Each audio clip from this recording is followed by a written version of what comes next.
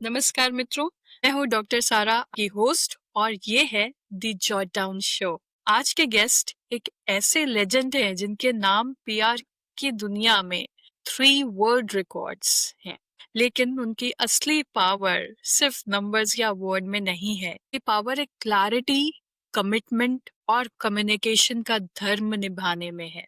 From a banker to a blogger, from theatre director and actor to PR guru and the PR alchemist. Meet the man who is the face behind 4 books, having 37 years of experience and is popular and known as the PR alchemist. नमस्कार Suresh ji and thank you कि आप the Jordan show पे आए। सौभाग्य Jordan show पे आना अच्छा लग रहा है और बड़ी तमन्ना थी कि आपके शो पे आके मैं अपनी अपनी बात कहूँ, अपनी कहानी कहूँ, जो शायद लोग मेरे बारे में नहीं जानते।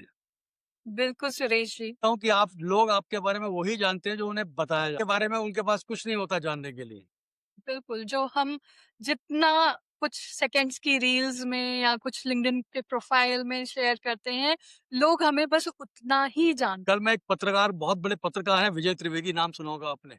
हैं। मीडिया के बहुत सीनियर जर्नलिस्ट हैं, उनका विजय त्रिवेदी शो भी आता है यूट्यूब चैनल पे और बहुत से वो न्यूज़ चैनल्स के सीईओ रह चुके हैं। तो कल मेरी उनसे फ़ोन पे बात हो रही थी। हुँ, अचानक उनके एक शो में आर राजगोपालन साहब, बहुत सीनियर जर्नलिस्ट आए थे। उनके साथ वो करते हैं दिल्ली बाइट्स, आधे घंटे का शो होता है। तो राजगोपालन साहब बीजेपी और आरएसएस को बहुत क्लोज़ली जानते हैं और तो अरुण जेटली का ज़िक्र आया उसके अंदर, उनकी बातों में। तो मैंने कहा मैं आपको अरुण जेटली से जुड़ा एक किस्सा सुनाता हूँ, जो आप सुन के दंग रह जाएँगे कि जब मैं कॉलेज में था, फर्स्ट ईयर में गया और मैंने फर्स्ट ईयर में जाके मैं कॉलेज के इलेक्शन में खड़ा हो गया। तो फर्स्ट ईयर में आमतौर पे लोग जाते हैं तो उनको इलेक्शन का पता ही नहीं होता कि इलेक्शन होता क्या है। उनके दिस इज़ नथिंग। तो मैं फर्स्ट ईयर में कॉलेज में जब गया और मैं जाके सुप्रीम काउंसिलर के इलेक्शन में खड़ा हो गया और मुझे बैलेट नंबर मिला 42। उन दिनों एक फ़िल्म आई हुई थी प्लाज़ा पे, समर ऑफ 42। तो मैंने अपने बैलेट बैलेट के उसको प्रमोशन के पेपर को मैंने फ़िल्म का टिकट की तरह प्रिंट कराया, summer of 42, ballot number summer of 42, और उस तरह से मैंने उसको फ़ेमस किया। इतने सालों की पहले की बात है। और वाह! मतलब it it got so publicised कि बकायदा अरुण जेटली और श्रीराम खन्ना, उस वक़्त जो दूसरे प्रेज़िडेंट थे, मुझे मिलने कॉलेज में आए।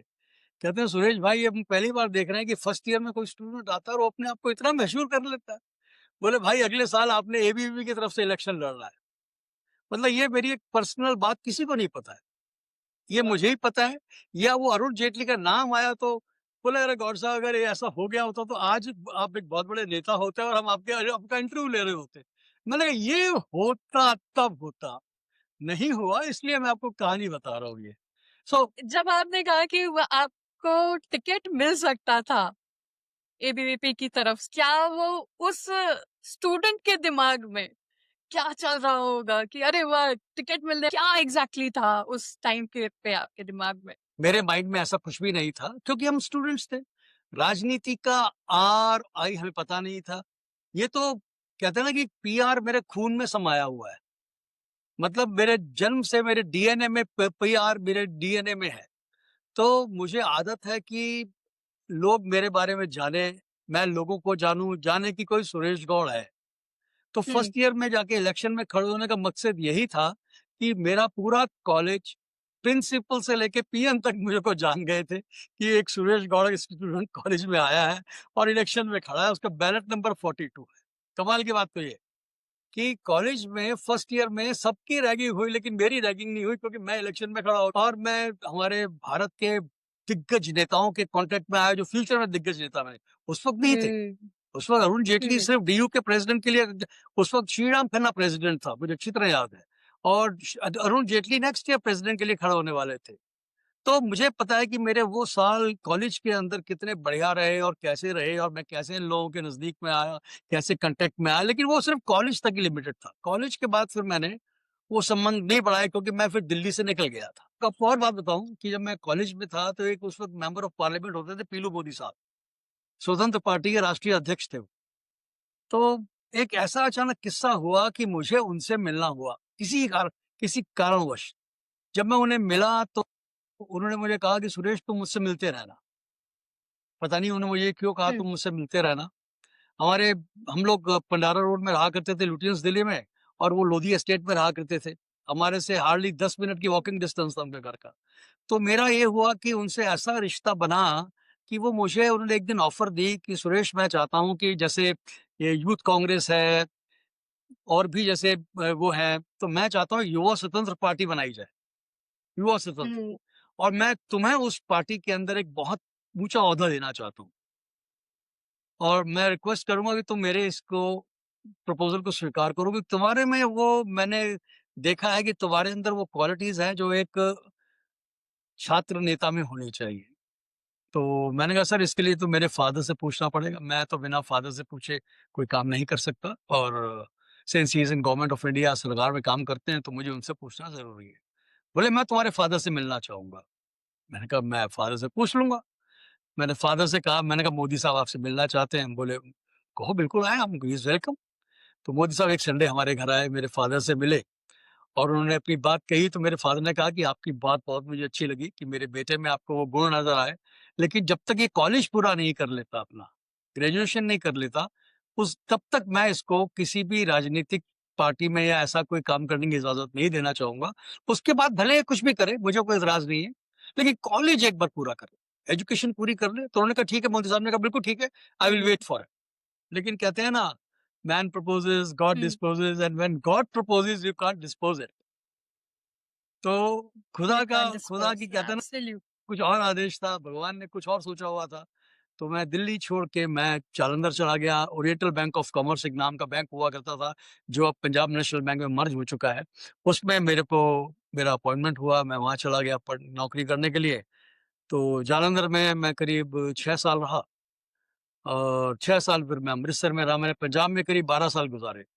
हाँ, इस दौरान मैं आपको एक बात और बतानी भूल गया कि मैं थिएटर करा करता था और थिएटर की शुरुआत हुँ, मेरी लिटिल थिएटर ग्रुप से हुई थी जिसको श्री बृजमोहन शाह साहब उसके डायरेक्टर थे, जो एनएसडी में प्रोफ़ेसर भी थे। मैंने नाटक करना, नाटक में देखना नाटक कैसे होता है, मैंने उन्हीं के एलटीजी से सीखा और दिल्ली हुँ, में मैंने जब अपना पहला प्रोफ़ेशनल रंगमंच किया तो राष्ट्रीय नाट्य विद्यालय के कुछ चुने हुए छात्र थे, उनके साथ हमने एक शो किया था हत्या एक ककार की। गांधी हत्या पे वो नाटक था। उस नाटक में 4 किरदार थे, उसमें एक किरदार मैं भी था। हुँ, हुँ, उस नाटक से मेरा इतना प्रभावित हुआ कि मैं जिस-जिस शहर में गया, चाहे जालंधर गया, अमृतसर गया, मैंने वो नाटक पहली बार स्टेज किया। और आप ये लगाइए कि पंजाब हुँ, में हिंदी नाटक नहीं हुआ करते थे, पंजाबी के नाटक हुआ करते थे। जालंधर में हो, चाहे अमृतसर हो, चाहे लुधियाना हो। लुधियाना में एक टिवाना जी थे, अमृतसर में गुरशरण सिंह जी थे, जालंधर में इश्यूज़ में नाटक होते थे या 1-2 बाहर के लोग करते थे पर उनके बारे में ज़्यादा नहीं जानता था। तो तब 80 आई थिंक 80 या 81 में जालंधर में दूरदर्शन आया, दूरदर्शन केंद्र खुला। तो मैं दिल्ली दूरदर्शन पे भी था, वहाँ का मैं ड्रामा आर्टिस्ट अप्रूव्ड था। उसके बाद जब मैं जालंधर में गया तो मैं जालंधर दूरदर्शन पे मिलने गया, बोले साहब उन्होंने कहा यहाँ तो ऑडिशन दोबारा होगा आपका।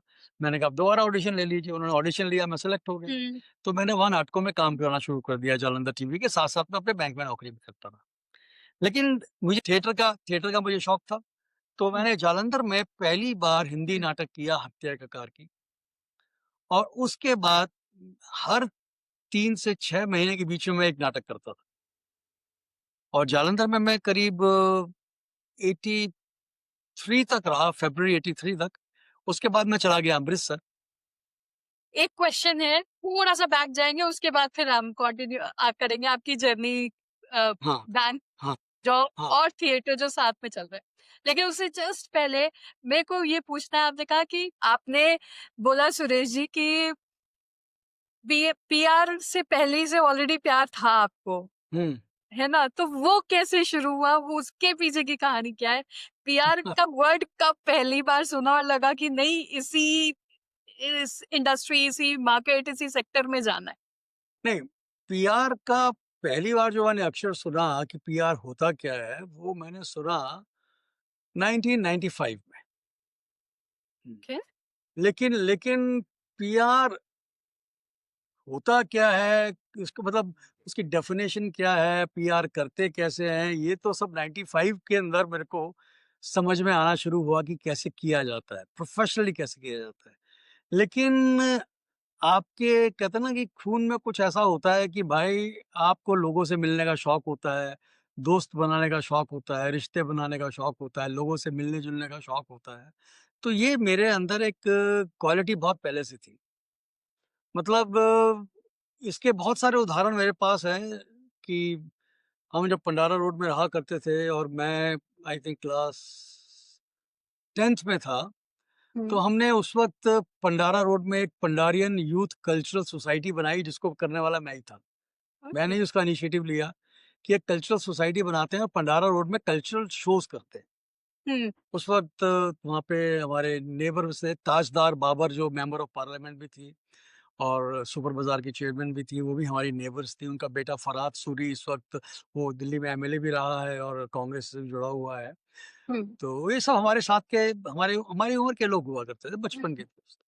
तो बाबर आंटी ने बहुत मदद की सच बताऊँ तो और हमने एक संस्था बनाई और हमने एक बहुत बढ़िया कल्चरल इवनिंग हमने पंडारा रोड में की और उसमें हमने सॉन्ग एंड ड्रामा डिवीज़न का पूरा सपोर्ट लिया।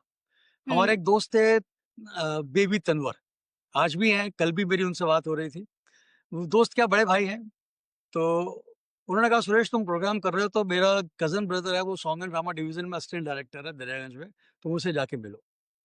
हम उनके पास गए, उनसे बात की, उन्होंने कहा ठीक है, हम अपनी सॉन्ग एंड ड्रामा डिवीज़न की टीम भेज दूँगा कल्चरल इवनिंग ऑर्गेनाइज़ करने के लिए। उन्होंने कहा एक लेटर लिख के दे दो, हमने एक लेटर लिख के उन्हें दे दिया। तो उन्होंने साहब एक अपनी कल्चरल टीम हमको दी, जिसने वहाँ पे आके कल्चरल प्रोग्राम किया, dance and songs and everything and it went very well. तो वहाँ से शुरुआत हुई कि येस आई कैन ऑर्गेनाइज़। हुँ, तो पीआर में ऑर्गेनाइजिंग थिंग्स बहुत इंपॉर्टेंट है कि आप कैसे करते हैं, कैसे लोगों से कनेक्ट होते हैं, कैसे बात करते हैं, कैसे जुड़ते हैं। उसी तरह जब मैं कॉलेज में फर्स्ट ईयर में गया, मैं इलेक्शन में खड़ा हो गया। लोगों तक अपना नाम पहुँचा दिया कि यस एक सुरेश गौड़ है। हुँ, मोदी साहब से किसी कारण से मुलाकात हुई, वो उनसे इतना प्यार हुआ कि मरते दम तक मैं उनसे कनेक्ट रहा उनके। और उसके बाद जब मैं बैंक में आया और बैंक में मैं जब पंजाब में पहुँच गया, वहाँ जाके मैंने हिंदी थिएटर की शुरुआत की। हुँ, थिएटर की शुरुआत की, टेलीविज़न पे काम किया और जालंधर से अमृतसर थिएटर ले गया, हिंदी थिएटर जहाँ-जहाँ मैं गया, वहाँ-वहाँ नाटक मेरे साथ चला गया, वो भी हिंदी नाटक। अमृतसर में हिंदी नाटक कभी नहीं होते थे। पहला व्यक्ति मैं ही था जिसने वहाँ पे जाके हिंदी नाटक करने शुरू करे। अब फरवरी 1988 में मैंने अमृतसर छोड़ा, तो मेरा हुँ, आखिरी शो था 19 फरवरी 1988 को हत्या एकाकार की का और वो हाउसफुल शो था। स्टेज के ऊपर वहाँ के डिप्टी कमिश्नर, के प्रिंसिपल्स और थिएटर करने वाले लोग, सब लोग वहाँ पे मौजूद थे बाद में स्टेज पे। और मिसेज़ अलावत उस वक़्त वहाँ के बीवीडीबी कॉलेज में वुमेन अमृतसर की प्रिंसिपल थी, जिन्हें मैं आज भी माँ के रूप में जाके कहता हूँ। हुँ, तो उन्होंने कहा कि सबसे बड़ी बात सुरेश के बारे में ये है कि वो दिल्ली से आया हुँ, और अमृतसर को बहुत कुछ देके दिल्ली वापस जा रहा है।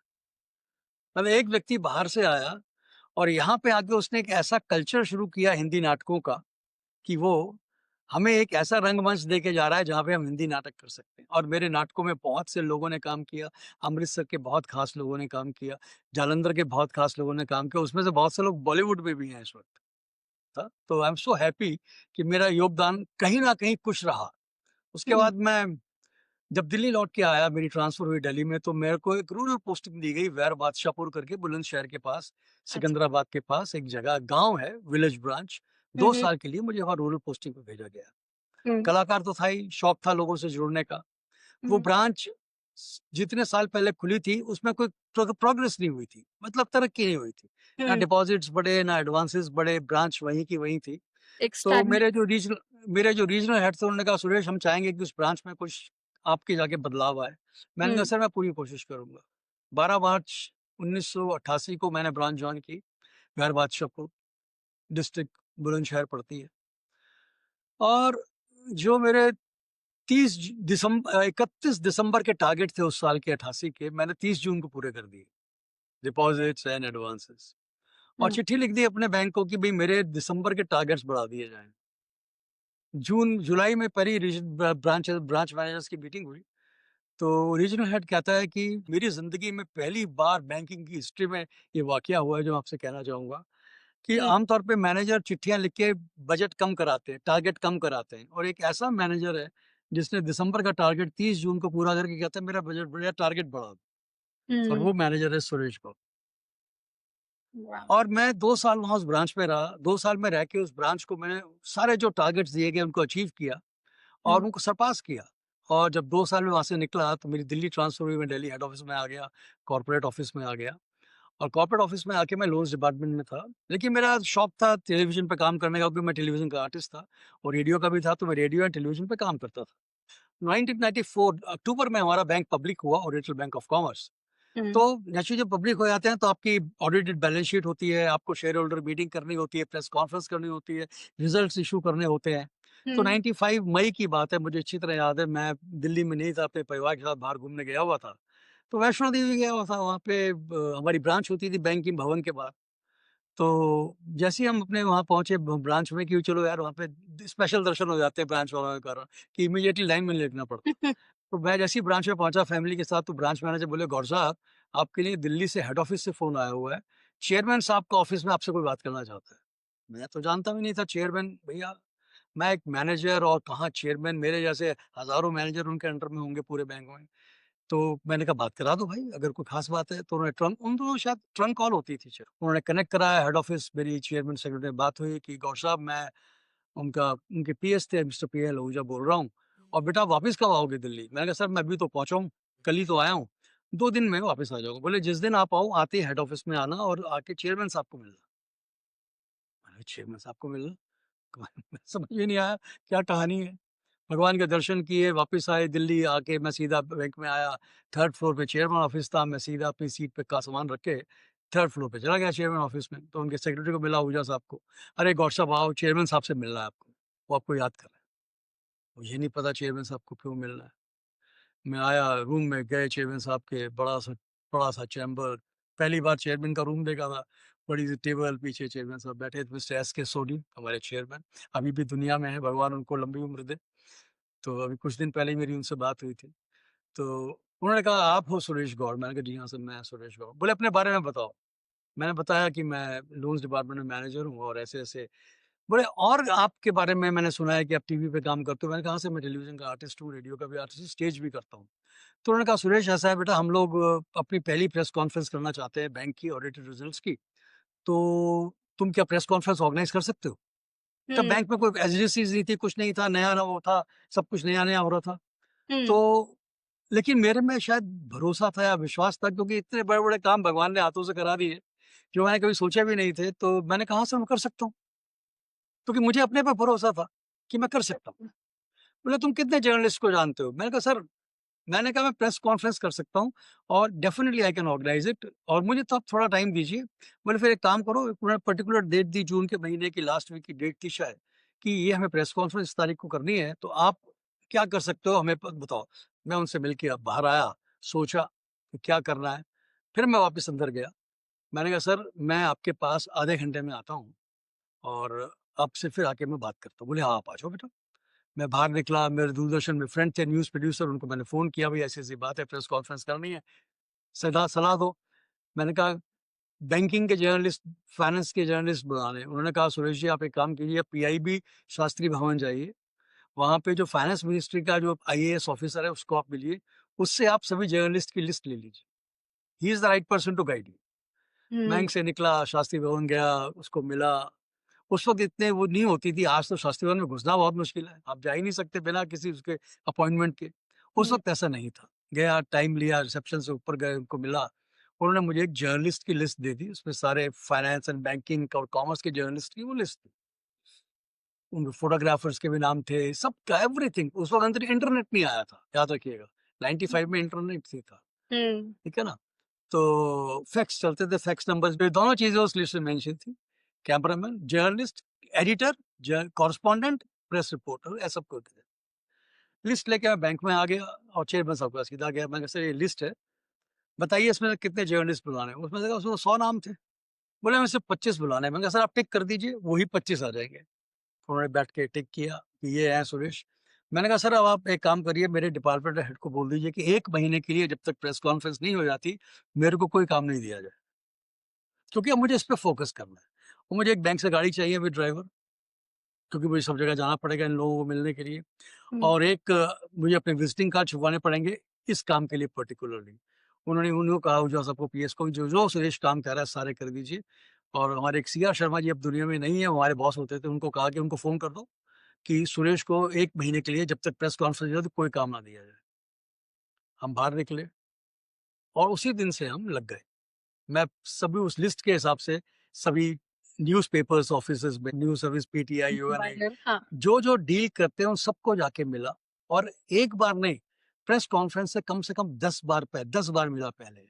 अपने रिश्ते बनाए, मीडिया रिलेशंस बनाए, पीआर का रूल है मीडिया रिलेशंस बनाए और वो जो हमारी प्रेस कॉन्फ्रेंस हुई उसका नतीजा ये था कि करीब 200 से ऊपर अखबारों में हमारी प्रेस रिलीज़ आई और 25 के 25 एडिटर्स, डेस्क एडिटर्स हमारी प्रेस कॉन्फ्रेंस में आए। कोई कॉरेस्पॉन्डेंट, सबसे बड़ी बात है कि सब एडिटर्स आए जो बिज़नेस पेज देखते थे और उनके फोटोग्राफर्स आए और वो प्रेस कॉन्फ्रेंस इतनी सक्सेसफुल हुई कि जब खत्म हुई तो चेयरमैन साहब मेरे पास आए, बोले Suresh I am very happy with you, wonderful job you have done. मैंने कहा सर आपने मेरे पे भरोसा किया तो I am thankful to you for this. और वो मेरी शुरुआत थी पीआर में आने की, क्योंकि उसके बाद फिर मुझे ओरिएंटल बैंक ऑफ कॉमर्स के पीआर में लाया गया, जो मैंने हुँ। करीब 1995 से लेके 2007 तक उसको मैंने संभाला, यानी करीब 12 साल। और उस दौरान मैंने करीब 4 सीएमडीज़ के साथ डायरेक्टली काम किया, 7-8 ईडीज़ के साथ काम किया और अपना बेस्ट दिया, बेस्ट। और मुझे याद है कि उसके बाद जब मैंने 2008 में बैंक से रिज़ाइन किया, क्योंकि मैं ज़िंदगी में कुछ और भी करना चाहता था। मैंने कहा यार अब बहुत नौकरी हो गई, let's resign from the bank. हुँ। और एक दिन मैंने बैंक से रिज़ाइन कर दिया अपने घर से कि भई अब मुझे नौकरी नहीं करनी है, मुझे ज़िंदगी में कुछ और करना है। क्योंकि शायद भगवान कुछ और कराना चाहता था। मुझे हुँ। नहीं पता था कि मैं ब्लॉगर बनूँगा। हाँ, अभी कल ही ना मैं हमारे जो गौतम अडानी साहब हैं, जो अडानी ग्रुप के चेयरमैन हैं, अब तो वो नॉन एक्स ऑफिशियो चेयरमैन हो गए हैं। उन्होंने कल की एक न्यूज़ थी एनडीटीवी में, हम लखनऊ के अंदर वो उनको बुलाया गया था एज़ अ स्पीकर। हुँ। तो उन्होंने वहाँ पे एक बात कही कि उन्होंने जो स्पीच दी, उस स्पीच में उन्होंने कहा कि the future will never belong to those who play it safe. It hmm. belongs to those who maximize possibility, and maximizing possibility means stepping into an unknown territory, correct. into an unknown territory. हुँ। और ये मैंने इसके इनकी news को tweet किया बकायदा, अदानी साहब को टैग किया और उसमें लिखा कि I agree 100% with you and my interest in blogging is an example. अब तक 66 लोग मेरा ट्वीट देख चुके हैं, वो खोले बैठा हूँ आपके सामने। यस। तो अननोन वर्ड, बैंक छोड़ दिया, सोचा नहीं करना क्या है, माइंड में था कि बॉलीवुड जाना है, एक्टर हूँ, कि चलो यार फ़िल्मों में काम करेंगे, हुँ। अपना हुनर देखेंगे। हुँ। लेकिन कहते हैं ना man proposes God disposes. Yes. मैं करीब 2008 से 2009 के बीच में अमेरिका 2-3 बार गया, वहाँ हुँ। मेरी बेटी रहती है और उन दिनों कुछ इलेक्शंस हो रहे थे यूएस के प्रेसिडेंट के, बराक ओबामा साहब पहली बार प्रेसिडेंट बने थे। हुँ। 4 नवंबर को उनका इलेक्शन हुआ था। उसको मैंने बहुत नज़दीक से देखा उनके इलेक्शन। और जब लौट के आया तो मुझे लगा कि यार मेरे को जो मेरे में हुनर है पीआर का, मुझे वो लोगों तक पहुँचाना चाहिए। एक्टर क्या बनना है? एक्टर तो मैं हूँ ही, थिएटर तो मैं करते ही रहूँगा। हुँ। ज़रूरी बॉम्बे क्यों जाना? अपने आप को क्यों बाँध रहा है एक सीमा में कि एक्टर बनने आना है? नहीं, कुछ डिफरेंट करना है। मैं वापस लौट के आया अमेरिका से जब, तो जून का महीना था, जून 2009। तो वाईएमसीए एक इंस्टीट्यूट है, वाईएमसीए हुँ। जैसे ही। लेकिन मैं जब बैंक में था तो मैं अपने स्टाफ ट्रेनिंग कॉलेज के अंदर लेक्चर्स देता रहता था जाके, एक पर्टिकुलर टॉपिक के ऊपर जिसका मैं एक्सपर्ट था, जिसको मैं बैंक में हैंडल करता था। तो वो एक ट्रेनिंग मॉड्यूल में कि भाई पढ़ाया कैसे जाता है मेरे को पता था। तो मैंने कहा चलो अब पढ़ाते हैं। 2009 जुलाई से मैंने वहाँ पढ़ाना शुरू किया 2009 में। और दिसंबर 2009 में मुझे ऑफ़र आई, एक भारतीय विद्या भवन में मेरे एक फेलो प्रोफ़ेसर थे, वो कहते थे, "यार गौड साहब मैं वहाँ पढ़ा नहीं पाऊँगा क्योंकि मैं अब जा नहीं सकता, मेरे लिए दूर पड़ता है।" तो मुझे फिर अपना वहाँ पढ़ाने का मौका मिला। 2009 दिसंबर से मैं भारतीय विद्यालय में पढ़ाने के लिए आ गया। वहाँ पे 2 तरह के स्टूडेंट्स थे, एक जनरल स्टूडेंट्स, एक आर्मी के स्टूडेंट्स। हुँ। आर्मी के स्टूडेंट्स में कर्नल एंड अबव होते थे स्टूडेंट्स। वो पीआर के पढ़ने के लिए, वहाँ PG diploma in public relations होता था। तो मैंने वहाँ पे पीआर पढ़ाना शुरू किया। तो मैं पीआर की लाइन में जब आ गया, तो उसके साथ-साथ और भी बहुत से कॉलेजेस में बहुत सी जगह पे मुझे पढ़ाने के ऑफर्स आने लगे। तो मैंने हुँ, जहाँ-जहाँ मुझे ऑफर मिली मैं जाता रहा पढ़ाने के लिए। अपना ज्ञान जो मैंने अर्जित किया है वो लोगों तक पहुँचाना है, लोगों में बाँटना है। जाना है। तो 2012 की बात है, मेरे स्टूडेंट्स मुझे बोले कि सर आप इतना अच्छा पढ़ाते हैं, सर आप बुक क्यों नहीं लिखते? हुँ, मैंने कहा यार बुक? कहते सर आप इतने अच्छे नोट्स बना के लाते हैं, हमें आप नोट्स देते हैं, हमसे लिखवाते हैं, सर आप अपनी बुक क्यों नहीं छापते? आप प्लीज़ बुक छापिए। मैंने कभी बुक के बारे में सोचा भी नहीं था। तो एक मेरा स्टूडेंट था, वो पब्लिशर था। अच्छा। वो बोला सर आपकी बुक मैं छापूँगा, हुँ, आप मुझे सिर्फ मटेरियल दे दीजिए सारा। तो मैं जो मेरा पीआर का सिलेबस था भारतीय विद्या भवन का, वो मैंने उसके पूरे नोट्स बनाए हुए थे जो मैं पढ़ाया करता था जिससे। हुँ, मैंने सारे नोट्स फ़ोटोकॉपी करा के उसको दे दिए कि भाई तू पकड़, अब तुझे जो करना है कर। 2012 अक्टूबर में मेरी पहली किताब आई।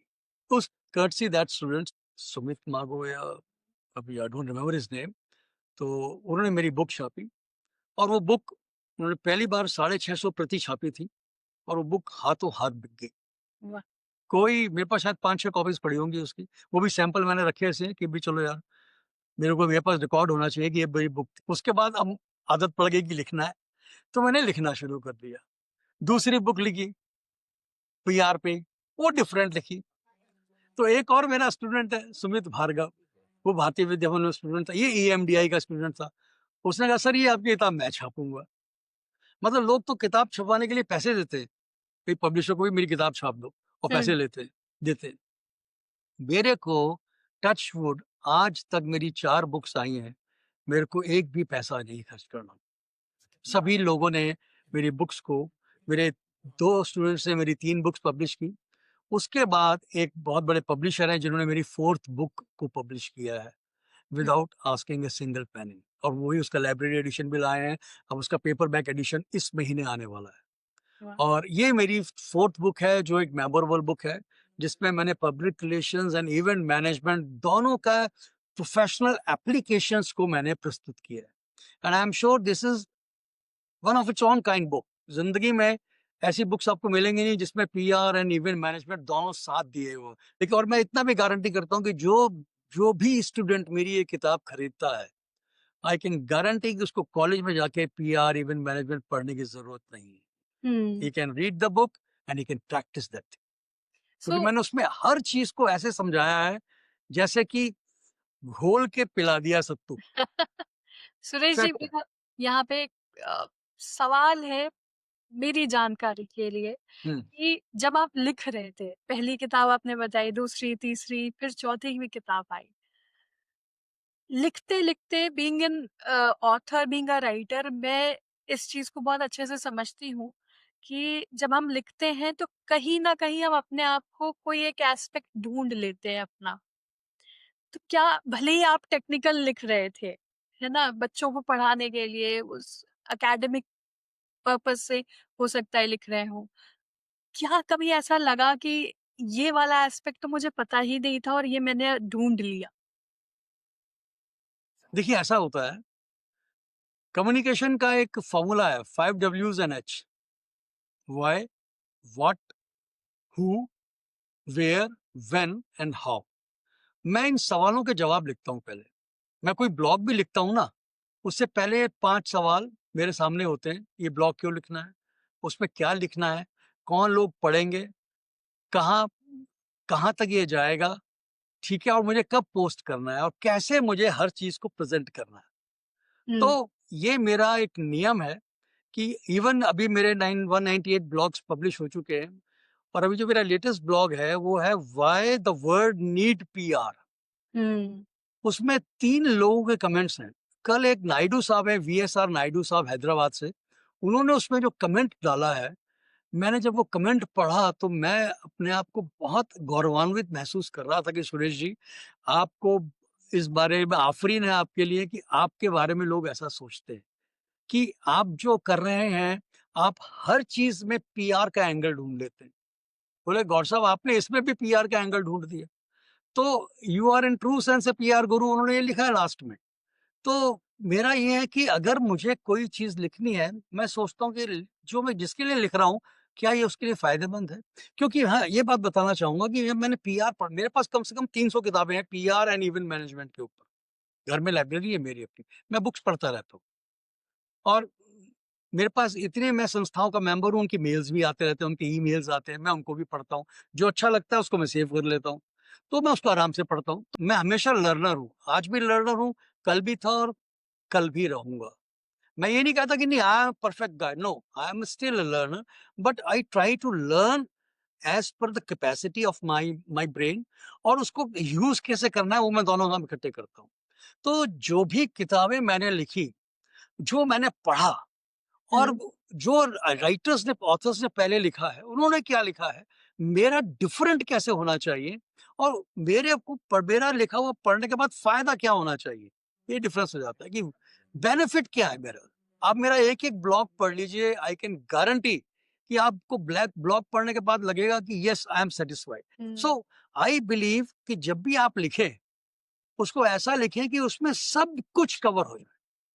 आपको ये ना पड़े कि यार वो फलानी चीज़ के लिए चांदनी चौक जाना है, तो उसके लिए लाल किला जाना है, उसके लिए कनॉट प्लेस जाना है, उसके लिए कुतुब मीनार जाना है। नहीं भाई, सब कुछ तुम्हें यहीं मिलेगा, कहीं जाने की ज़रूरत नहीं है। तो मेरा लिखने का तरीका ये है, इसलिए मेरा जो भी चैप्टर होता है, उसमें मैं सब कुछ एक ही जगह इंक्लूड कर देता हूँ। सब तो सवाल खुद से पूछता रहता तो हम हूँ। ये यस, कह सकते हैं कि जो आप अभी आपने कहा कि अ, क्या आपको डिफरेंट डिफरेंट क्रिएट करता है या डिफरेंशिएट करता है बाकी सारे राइटर्स से? क्या ये एक एस्पेक्ट है आपकी राइटिंग ये में? एक्सपेक्ट है, 100%, क्योंकि मैं एक प्रोफेशनल भी हूँ, एक टीचर भी हूँ। यस। तो स्टूडेंट को क्या चाहिए और एज़ अ प्रोफेशनल मुझे उनको क्या देना चाहिए, मैं दोनों को क्लब कर देता हूँ। मैं हमेशा ये कहता हूँ, ये 5 सवालों के जवाब, why, what, where, who, when and how, ये हुँ, आपके पास जवाब है तो ज़िंदगी आसान है। आप अपनी ज़िंदगी के सवाल भी ये हैं, सीधी-सादी बात है। अब जैसे मैं आपके आपके इस पॉडकास्ट में ले लेता हूँ, 5 डब्ल्यूज़ एंड एच, हुँ, why I am here, what I am going to say here, yes, where it is happening, jot down media, when is it happening, 8th of August, and who is taking Dr. Sara, and how it is doing, it is an interactive, और मुझे अपनी कहानियाँ बतानी है, तो 5 डब्ल्यूज़ N H यहाँ भी आ गया। तो बिल्कुल। ज़िंदगी के आपके हर क्षेत्र में, कहीं भी आप हैं, आपको ये 5 डब्ल्यूज़ एन एच के अगर आपके पास आंसर्स, क्लियर आंसर्स हैं, आप ज़िंदगी में मार नहीं खा सकते, and this is 100% guaranteed, certified by Suresh Gaur, बिल्कुल, इतना तो कह सकता हूँ। बिल्कुल। सुरेश जी, इतना कुछ अचीव कर लिया है, लोग आपको पीआर गुरु की तरह देखते हैं, तो वो क्या कभी प्रेशर फ़ील हुआ कि नहीं? कभी नहीं, कोई प्रेशर नहीं। देखिए, मैं पीआर गुरु खुद नहीं हुआ, मुझे लोग ने पीआर गुरु कहना शुरू किया। सर आप तो पीआर गुरु हैं। अगर पीआर गुरु हैं सर, इसको प्लीज़ यूज़ कीजिए। मैं कहा ओके। अभी मैंने एक ब्लॉग लिखा, अल्केमिस्ट, द पीआर अल्केमिस्ट। हुँ, क्यों लिखा? क्योंकि अल्केमिस्ट से मैं बड़ा इम्प्रेस्ड हुआ, उस नॉवल से। अब तो मैंने कहा यार सुरेश गौड़, अल्केमिस्ट अगर कोई है, तो पीआर अल्केमिस्ट क्यों नहीं है? Let's think about PR alchemist. मैंने ब्लॉग लिख डाला। आज अगर आप गूगल सर्च करें, ग्रॉक सर्च करें, who is PR alchemist? Suresh Gaur from India is PR alchemist. Google पे ये आ रहा है, ग्रॉक पे ये आ रहा है। अरे भाई, ये क्या चीज़ है? This is the power of social media, this is the power of AI, that whatever you produce, you write something, it is acknowledged in the digital world. हुँ, तो मुझे कभी भी अपने बारे में लेकिन ना कभी गरूर हुआ कि यार मैं ये हूँ या वो हूँ। मैं ये जानता हूँ कि अगर मेरे में कुछ भी नॉलेज है, जो मैंने एक्वायर की है अपने आस-पास से लोगों को देख के, मैं रोज़ सीखता भी हूँ। मैं बहुत से लोगों से मिलता हूँ, उनको मैं देखता हूँ, सीखता हूँ उनसे वो क्या करते हैं। क्योंकि एक चीज़ बहुत इम्पोर्टेंट है, याद रखिएगा सारा जी, मैं अपनी चाबी किसी के हाथ में नहीं देता हूँ, और लोग अपनी चाबी बड़े आराम से किसी के हाथ में पकड़ा देते हैं। ले भई तेरी चाबी तेरे, यू कंट्रोल मी, मुझे नहीं कंट्रोल कर सकते। एक वही कर सकता है जिसने मुझे बनाया है, और मुझे कोई कंट्रोल नहीं कर सकता। मैं अपनी चाबी अपनी मर्ज़ी से किसी को दूँगा अगर दूँगा, कि वो भी कितने लेवल तक देनी है। इसको मैं अपनी चाबी देता हूँ। हर एक को चाबी भी नहीं देता हूँ। So I always tell my students, be your own master. अगर आप अपने मास्टर बनते हैं, तभी अब आप अपने आप को गुरु कहला सकते हैं। आप किसी चीज़ में एक्सपर्टीज़ ले, जैक ऑफ ऑल ट्रेड तो आप हो जाएँगे। जैक ऑफ ऑल ट्रेड तो आप हो सकते हैं, बड़े आराम से हो सकते हैं, लेकिन मास्टर ऑफ वन हो, आपको खुद को जलाना पड़ता है, खुद को गलाना पड़ता है, खुद को तपाना पड़ता है, खुद को निखारना पड़ता है, तब जाके आप आप मास्टर बनते हैं। हाँ, इस पे मैं एक बात ऐड करना चाहूँगी कि जब आपने कहा कि मास्टर ऑफ वन है और मास्टर ऑफ ओन भी है, जो अभी आपने बात कही, यस। राइट? तो this is very relatable thing कि जो आपने कहा कि चाबी लोग अपनी किसी और के हाथ में थमा देते हैं और बड़ी आसानी से थमा देते हैं। बड़े आराम से। ऐसे ऐसे हम कभी जब घर लॉक करके जाते हैं कहीं तो ये तो काम नहीं करते, है ना? जब घर इतनी ज़िम्मेदारी से हम वो उसकी रिस्पॉन्सिबिलिटी निभा रहे हैं, तो अपनी रिस्पॉन्सिबिलिटी हम किसी और को कैसे दे सकते हैं? तो हम भी तो घर ही हैं। वही पंच तो तत्व कह से रही बना शरीर है, पंच तत्व हैं हूँ। और 25 इंद्रियाँ हैं डिफरेंट डिफरेंट। हाँ, तो मैं तो ये मान के चलता हूँ।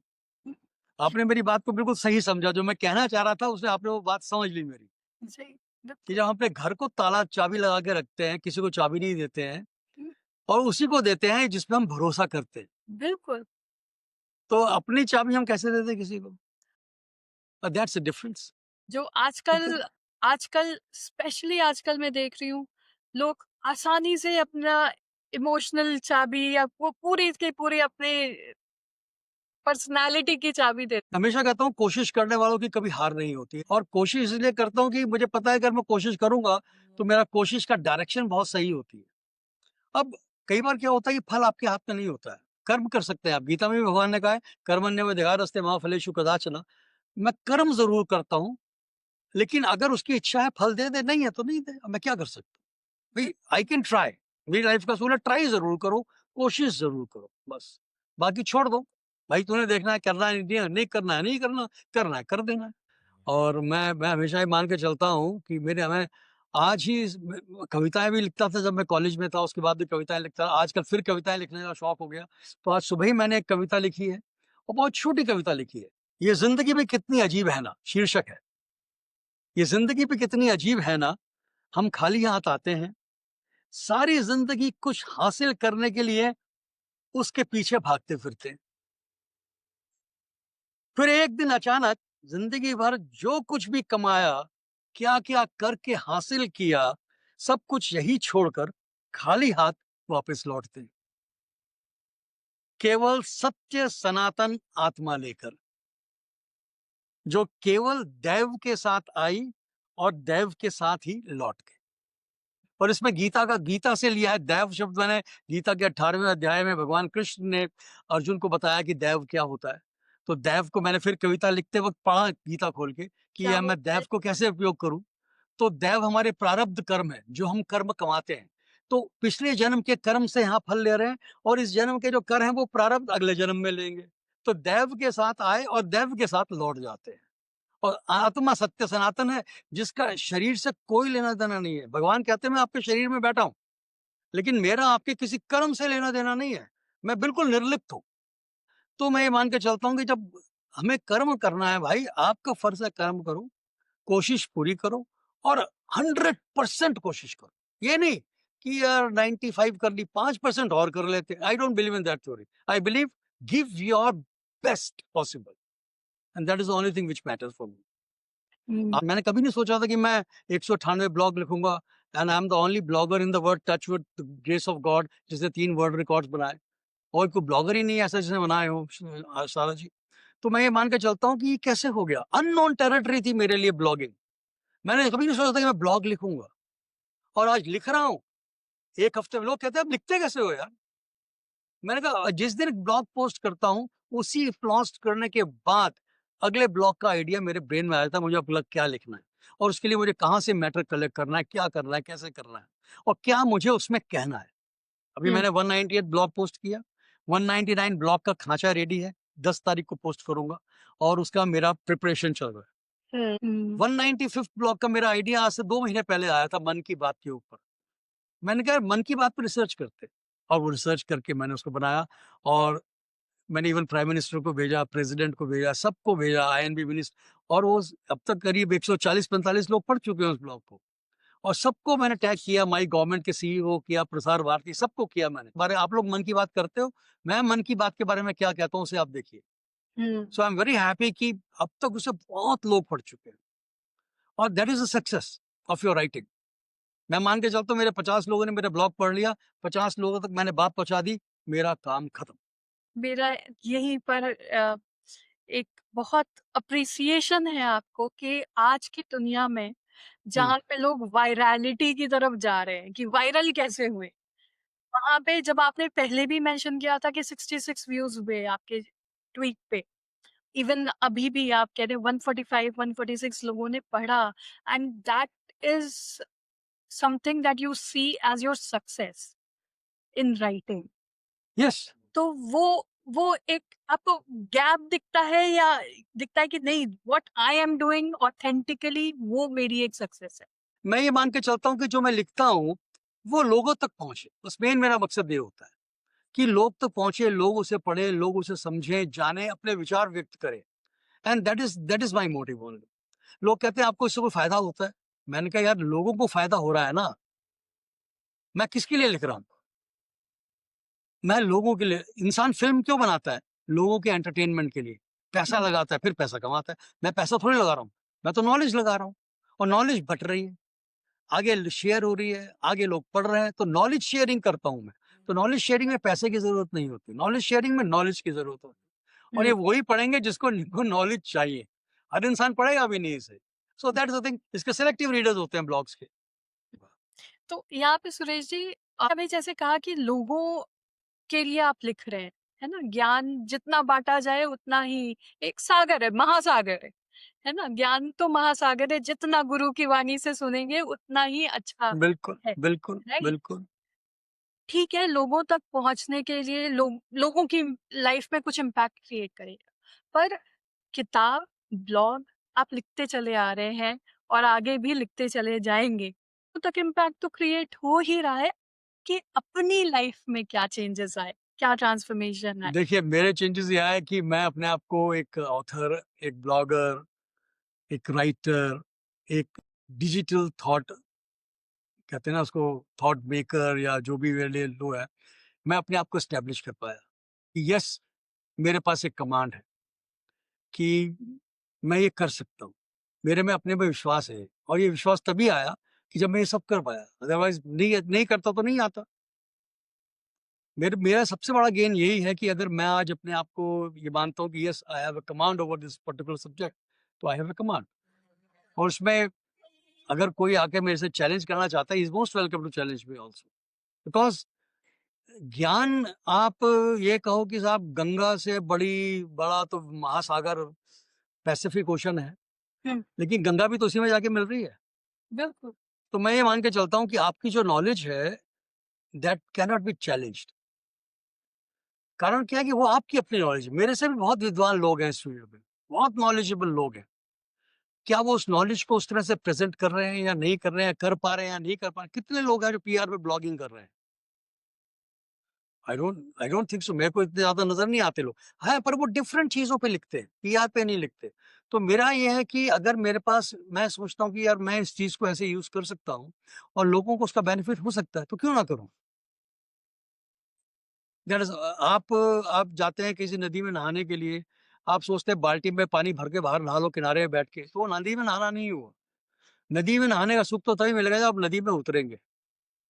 तो लिखने का सुख तब मिलता है कि जब आप नदी में उतरते हैं, उसको उसके पानी को महसूस करते हैं और उसको अपने अंदर उतारते हैं and that is the only thing which matters.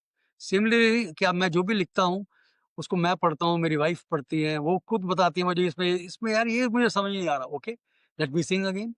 Even मेरी हर कविता की सबसे पहली क्रिटिक वही होती है। मैं सबसे पहली कविता उनसे ही शेयर करता हूँ, मेरी ये कविता लिखी है पढ़ो, बताओ इसमें क्या कमी है?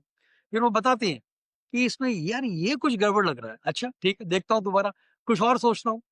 तो एज़ अ रीडर मैं ज़रूर लोगों से पूछता हूँ बताओ क्या चीज़ है? और सबसे अच्छी मेरी वाइफ़ है जो मेरी क्रिटिक है, तो वो मुझे गाइड करती है, मैं आगे ज़रूर बढ़ता हूँ उसको ठीक करने में। हुँ, that is only thing which matters for me. तो आप हुँ, जो भी मैं कहता हूँ कि आपका कुछ भी करते हैं लाइफ़ के अंदर if you have critics around, they are actually not critics. They are the people who make you take the right decision. Yes, अगर आप उसको पॉजिटिवली लेते हैं तो। हुँ, अगर आपके अंदर ईगो है कि नहीं मैं ही ठीक हूँ, मुझे ही सब कुछ आता है, मेरे जैसा ज़्यादा कोई जानता नहीं है, तो भाई फिर मैं उसको दूर से नमस्कार कर देता हूँ कि भाई थैंक यू, बस। हुँ। तो आजकल जो AI, chat GPT, Claude, perplexity ये सब चल रहा है। क्या आप भी यूज़ करते हैं? और कितना किस हद तक यूज़ करते हैं? क्योंकि आप प्रॉपर ब्लॉग्स लिखते आए हैं और वेल रिसर्च्ड है। मैंने कुछ ब्लॉग्स पढ़े हैं। सो मुझे वो दिखता है, वो लिखने के पीछे की मेहनत दिखती है। बट जो एआई का ज़माना चल रहा है, एआई आर्टिफिशियल इंटेलिजेंस है ना, आर्टिफिशियल हटा दो, इंटेलिजेंस को आर्टिफिशियल किसने बनाया? इंटेलिजेंट लोगों ने तो बनाया। एआई की जितनी एप्स हैं, चैट जीपीटी है, जेमिनी है, ग्रॉक है, क्लॉड है, ग्रोक है, हाँ, बहुत सारी है, बहुत सारी है। बहुत ये सारे बनाई किसने? इंसानों ने बनाई है ना। और कैसा बना? Big data. इतना, इवन मेरे जो ब्लॉग्स हैं वो भी तो कहीं कोट हो रहे होंगे। अभी मेरे कुछ स्टूडेंट्स हैं जो पीएचडी कर रहे हैं, वो मेरे ब्लॉग्स के साथ रिसर्च करते हैं। और जब वो रिसर्च करते हैं, कहीं वो एआई में डालते हैं कोई इन्फॉर्मेशन, तो मेरे बारे में जो बात है मुझसे शेयर करते हैं कि सर एआई ने आपके बारे में ये कहा है। एक ने मुझे जेमिनी का शेयर किया कि as per doctor Suresh Gaur PR guru, this is his opinion about this. फिर मैं इन्फॉर्मेशन गैदर करता हूँ, फिर उसको रिकन्फर्म करने के लिए मैं सारे एआई चैनल्स यूज करता हूँ कि साला ये ठीक बोल रहा है कि वो ठीक बोल रहा है, कौन सा वाला एआई ठीक बोल रहा है। अगर सारे वही बोल रहे हैं, it means this information is correct. Correct. Validate भी करना जरूरी है आपको इन्फॉर्मेशन। अब मैंने गूगल, मेरा मेन गूगल है, मैं गूगल को यूज करता हूँ, वो भी मेरे लिए एआई है। आज से नहीं यूज कर रहा, जमाने से यूज कर रहा हूँ। मैं कोई भी ब्लॉग लिखता हूँ और मुझे कुछ उसमें इन्फॉर्मेशन चाहिए, मैं गूगल डालता हूँ, गूगल मुझे बताता है कि सर ये फलानी इन्फॉर्मेशन है। मैं उसको डाउनलोड करके देखता हूँ, पढ़ता हूँ, फिर उसको अपने तरीके से उसको एक्सप्लेन करता हूँ। That is only thing which matters for me.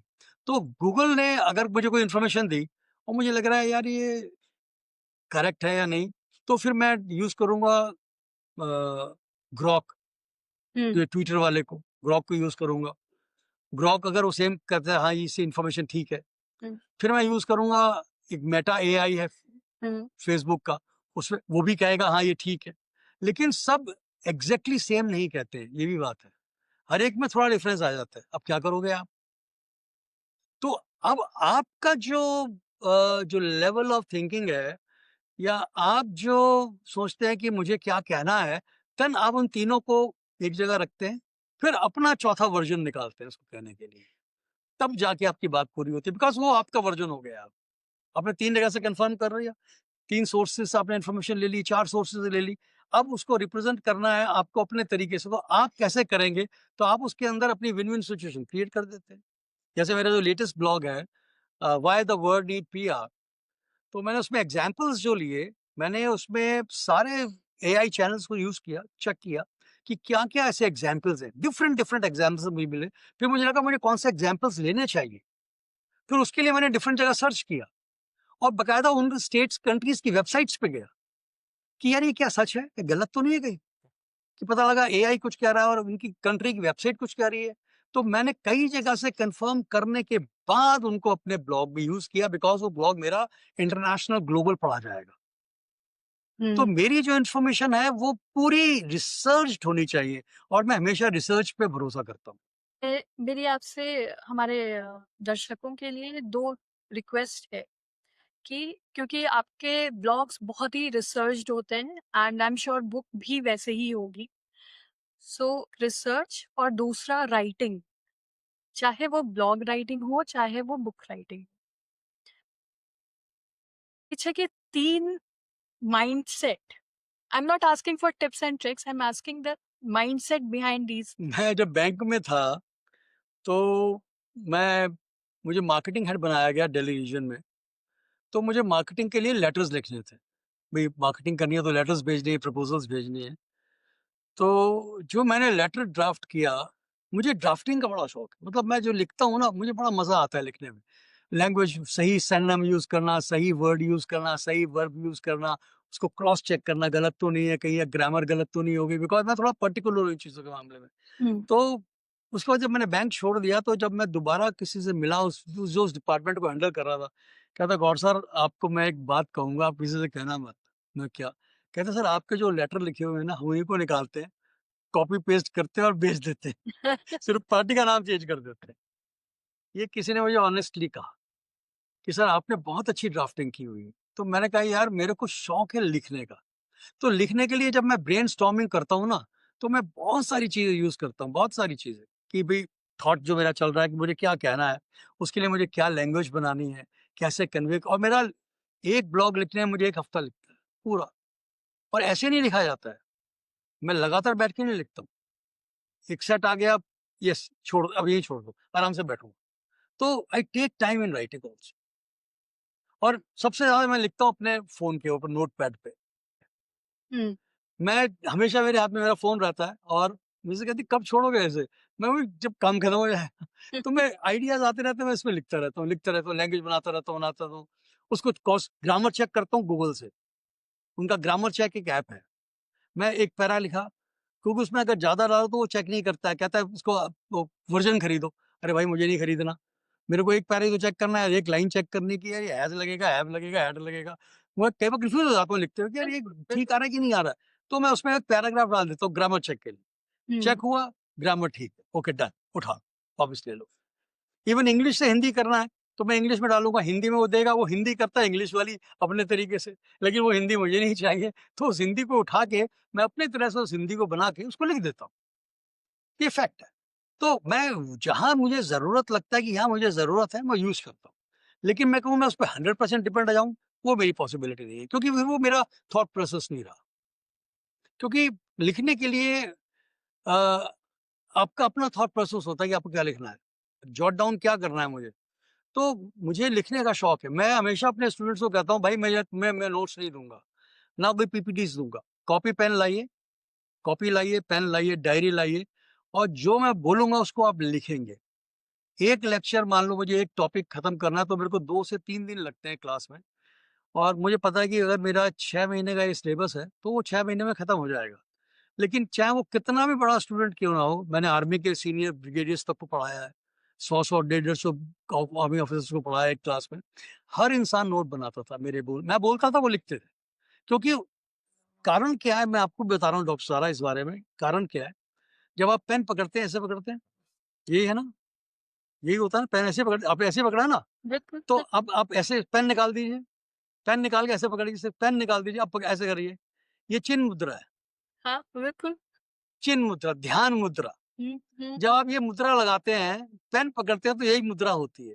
तो आप हुँ। जो लिखते हैं वो आपका ब्रेन स्टोर करता जाता है, और जो हुँ, ब्रेन में स्टोर हो रहा है, आप कभी भी उसको रिवाइव कर सकते हैं, रिकॉल कर सकते हैं। कंप्यूटर में तो आप टाइप कर रहे हैं, कहीं ध्यान नहीं लग रहा हो तो टाइप कर रहे हैं। बिल्कुल। तो आप जितना हाथ से लिखेंगे, जितना जॉट डाउन करेंगे, उतने आप अच्छे लेखक बनेंगे। तभी शॉर्ट हैंड आती थी। शॉर्ट हुँ, हैंड में उसको फिर शॉर्ट हैंड में लिखा, फिर उसको रिपीट करते थे। शॉर्ट हैंड में इसलिए होती थी कि भाई शॉर्ट हैंड में आप सबको जल्दी लिख सकते हैं, टाइपिस्ट जो होते थे। लेकिन जितना आप इस पेन पकड़ के लिखेंगे या पेंसिल, स्कूल में पेंसिल क्यों लिखाते हैं? पेन क्यों पकड़ाते हैं? इसलिए कि आपका ब्रेन है, वो उसको यूज़ करे, उसको स्टोर करे, और उसको आप कभी भी रिकॉल कर सकें। एंड दिस इज़ द चिन्ह मुद्रा। तो मैं हमेशा स्टूडेंट्स को कहता हूँ बेटा चिन्ह मुद्रा बनाओ, ध्यान लगाओ, और पढ़ाई में ध्यान लगाओ। कोई मुश्किल पेपर भी तो देते हो ना, उसमें थोड़ी पीपीटी काम आएगी, पीपीटी से याद करोगे, हुँ, ऐसे तो अपने आप याद हो रहा है, लिख रहे हो। आप जो लिख रहे हो आपको याद होता है। बिल्कुल। So that is my USP, और यही मेरा इस यूनिक सेलिंग प्रोपोज़िशन कि अपने आप को कैसे मैंने सेल करना है। आपने जो अभी चिन्ह मुद्रा और राइटिंग का पेन पकड़ने का एक वो बताया, रिलेटेबिलिटी, वो आज फर्स्ट टाइम मैंने मतलब रियलाइज़ किया है। हमेशा मेरा आज भी वही है कि मैं जब किताब पे काम करती हूँ, तो पहले मैं नोट्स बनाती हूँ। इसलिए मेरे पास एक नोटपैड और पेन, पेपर, ये 3 चीज़ रहती ही रहती है। अब उसके पीछे का साइंस समझ में आ रहा है कि why the mind works like that. भले ही मैं उस चीज को बाद में टाइप करती हूँ और उसको और इम्प्रोवाइज इम्प्रोवाइज करती हूँ, क्योंकि जितना आप पढ़ते हैं उतना आपको लगता है कि नहीं यहाँ पे ये चीज जा सकती है, ये चीज। लेकिन जो फर्स्ट स्ट्रोक है वो मेरा प्रेफरेबली ये होता है, पेंसिल पेन। यही होना चाहिए। ये तो कहते हैं ना कि आप अगर ज़िद कर लें कि मैं जीतना है, तो कहते हैं ना कि सारी कायनात आपकी उस जीत में मनाने में शामिल हो जाती है। बिल्कुल। उसको पूरा करने की कोशिश करती है। तो मैं ये मान के चलता हूँ कि मैंने जब-जब जो-जो सोचा कि मुझे ये करना है, तो सारी कायनात ने मेरा साथ दिया। This is fact. और आज मैं जो कुछ भी हूँ, जहाँ भी हूँ, वो सब उस परमपिता परमात्मा की कृपा है। मैं रोज़ सुबह उठता हूँ, हाथ जोड़ता हूँ, उसे कहता हूँ कि आज तुमने दिन दिया है। अब आज मुझे क्या करना है, ये आपने देखना है। आप बता दो मुझे क्या करना है, मुझे वही करना है बस, खत्म बात। तो उनको पता है मैंने आज क्या करना है, वही करा रहे हैं। आपका ये सुबह था, उनको पता था ये आज होना है, तो आई लीव ऑन हिम कि मेरा जो भी काम आपने आज कराना है, आपके निरीक्षण में होना है, आपकी सरपरस्ती में होना है, बस।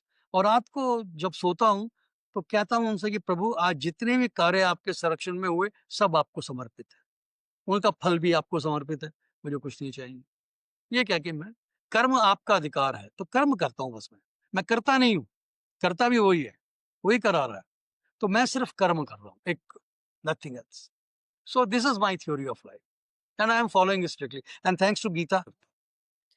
सुरेश जी, यहाँ पे जब आप कह रहे हैं कि गीता आप पढ़ते हैं और अपनी लाइफ में उतारने की कोशिश करते हैं, तो गीता में अर्जुन ने कई कई सारे इंस्टेंसेस हैं जहाँ पे अर्जुन को दिखाया है कि कंफ्यूज्ड है, कृष्ण जी से पूछ रहे हैं कि क्या करूँ मैं? क्लैरिटी नहीं है, डिसीजन नहीं ले पा रहा हूँ क्योंकि उधर अपने लोग खड़े हैं। कभी ऐसा हुआ है आपकी लाइफ?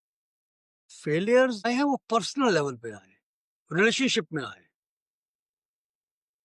और वो भी शायद इसलिए आए कि शायद वो मेरे प्रारब्ध कर्म थे। वो मैं फेलियर्स नहीं कहूंगा उन्हें भी। मैं आपको एक कहानी बताऊंगा आपको, आपको समझ में आ जाए कि हम जिनको फेलियर्स कहते हैं एक्चुअली फेलियर्स होते नहीं है। वो भी आपके साथ लिखा है, दैव कर्म लिखा है, दैव आपके साथ जो आया है वो होके रहेगा, आप उसको रोक नहीं सकते। तो मेरे साथ जो दैव था वो हुआ, तो मैं उसको फेलियर नहीं कहूंगा, क्योंकि अगर मैंने कोशिश की होती तो मैं फेलियर मानता। अगर मैं ये मान के चलता हूँ कि यार मैंने कोई एक डिसीजन लिया लाइफ के अंदर, और बाद में सोचा यार कि शायद ये डिसीजन जो मैंने लिया है, शायद जो दूसरे ने मेरे से प्रॉमिस किया वो प्रॉमिस पूरा करेगा, और वो प्रॉमिस पूरा करने से मना कर देता है, तो उसमें मेरी गलती नहीं है। मैंने तो अपने सही मन से कोई काम किया, और सोच के काम, ये विश्वास करके काम किया कि यार ये व्यक्ति जो कह रहा है ये उसको पूरा करेगा। अगर वो मना कर रहा है तो वो गलत है, मैं गलत नहीं हुआ। तो मैं ये मान के चलता हूँ, लोग कहते हैं ये आप गलत हो, मैं गलत कैसे हो गया, मैंने तो सही डिसीजन लिया। अगर मैं उस वक्त सोचता तो शायद मैं कुछ और सोचता, लेकिन मैंने नहीं सोचा, क्योंकि मेरे मन में ऐसा कुछ था ही नहीं। तो मैं ये मान के चलता हूँ कि भाई ये सब कुछ, जो कुछ भी आपके साथ जिंदगी में होता है, ये आपके अपने कर्म हैं जो कर रहे हैं।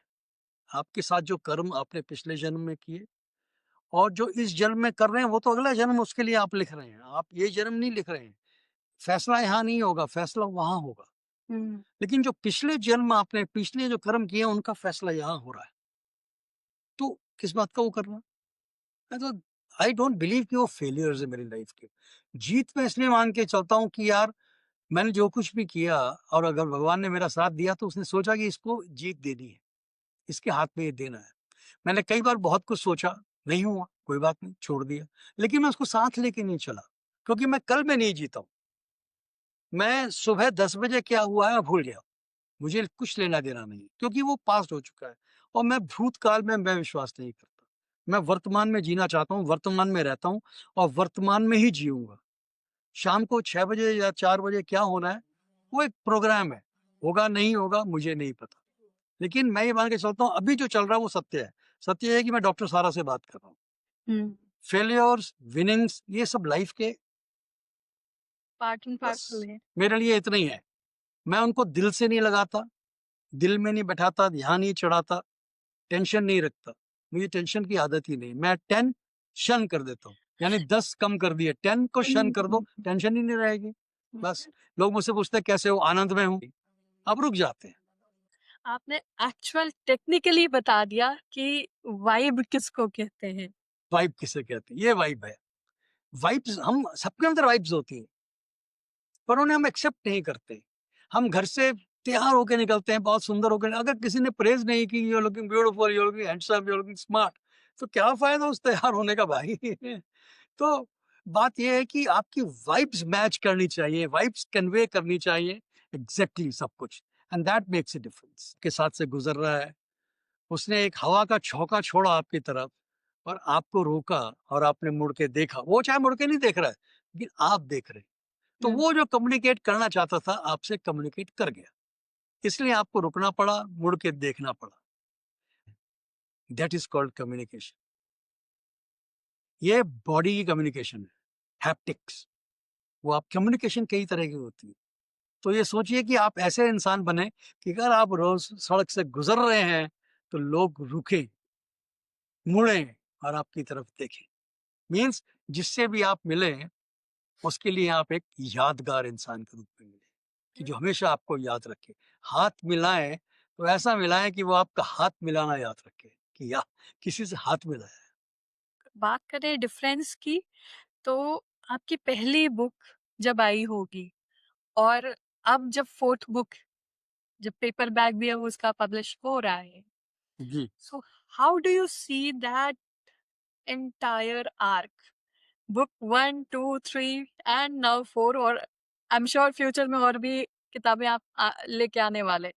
सो क्या क्या एक वो आर्क देख रहे हैं आप अपनी किताब से सक्सेस का? मैं ये मान के चल रहा हूँ कि जो मेरी पहली किताब आई और जो अब मेरी चौथी किताब आई, ये वो किताब है जिस अगर मेरी पहली किताब नहीं आती तो ये चौथी किताब नहीं। The first book is the mother of my fourth fourth child, that fourth book. And my first blog which I wrote in 2018, September 2018 is the mother of all my 197 blogs. And because of that, I got 3 world records on. और वो मेरा blog इतना memorable है, वो महात्मा गांधी के ऊपर है, कि Mahatma Gandhi and public relations, how Mahatma Gandhi ji used PR to win independence. सोचिए कि कौन से ऐसे तरीके थे पब्लिक रिलेशंस के जिनको महात्मा गांधी जी ने प्रयोग करके भारतवर्ष को आजादी दिलाई। तो पीआर ने तो देश को आजादी भी दिलाई है, सोचिए। सो आपकी पहली किताब या फिर पहले ब्लॉग से कोट ये बताना चाहें? ये कि मेरा मैं ये कह सकता हूँ कि जो मेरी पहली किताब आई थी उसमें मैंने विज़डम पीआर करके एक कहानी लिखी थी, हुँ, विज़डम पीआर। हुँ, और वो कहानी मुझे हल्की-सी याद है, देख भी लेता हूँ, शायद अगर बुक मेरे को मिल जाती है, उसका पीडीएफ मिल जाता है तो मैं हुँ, हुँ, first chapter of wisdom PR का, वो मेरी किसी बुक में नहीं है, इसी बुक में था। और वो क्या है, 3 filters of Socrates. One day an acquaintance ran up to Socrates excitedly and said, Socrates, do you know what I just heard about Diogenes? Wait a moment, Socrates replied. Before you tell me, I do like you to pass a little test. It is called the triple filter test. Triple filter? Asked the acquaintance. Yeah, that's right. Before you talk to me about Diogenes, let's take a moment to filter what you are going to say. The first filter is truth. Have you made absolutely sure that what you are about to tell me is true? He said, no. Then he said, okay, all right. Now, so you don't really know if it is true or not. Now let's try the second filter, the filter of goodness. Is it what you are about to tell me about Diogenes something good? No. On the contrary. So, Socrates continued, you want to tell me something about Diogenes that may be bad, even though you are not certain it's true? The man shrugged a little embarrassed. Socrates continued, you may still pass the test, though, because there is third filter, the filter of usefulness. Truth, good, and usefulness. Is what you want to tell me about Diogenes going to be useful to me? No, not really. Well, concluded Socrates, if what you want to tell me is neither true, nor good, nor even useful, why tell it to me or anyone else at all? The man was bewildered and ashamed. This is an example of why Socrates was a great philosopher and held in such high esteem. So, तीन filter जो हैं, सत्य, अच्छा, सत्य बोलो, सत्यम ब्रूयात, प्रियम ब्रूयात, अप्रिय सत्य ना ब्रूयात, ये संस्कृत में भी कहते हैं। सत्य बोलो, प्रिय बोलो, और जो प्रिय नहीं है वो सत्य भी मत बोलो। और किसी का फायदा नहीं हो रहा तो क्यों बोलना है?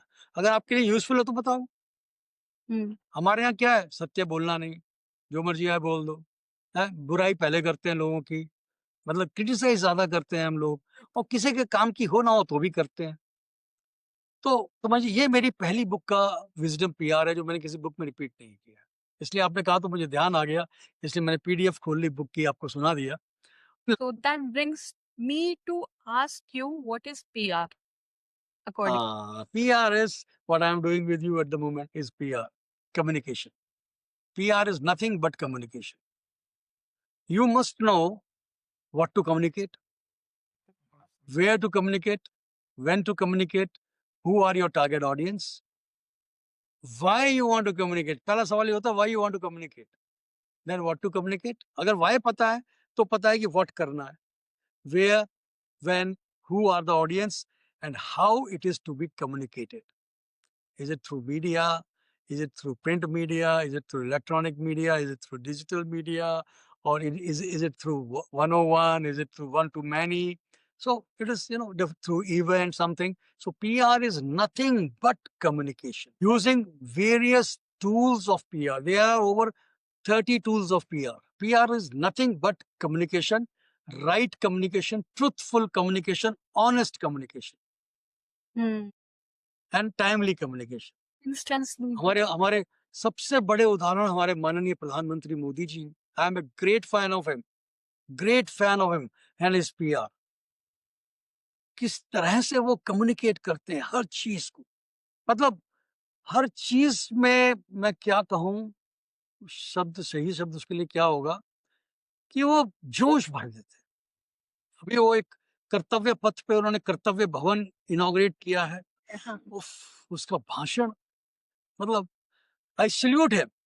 इवन जो पार्लियामेंट में जो हमारा ऑपरेशन सिंदूर हुआ था उस पे जो वो बोले आफरीन, मतलब इतना बेहद जोश भर देते हैं, उनकी उनकी बातों में जोश है। तो मैं या तो मेरे मेरे लिए पीआर गुरु वो है।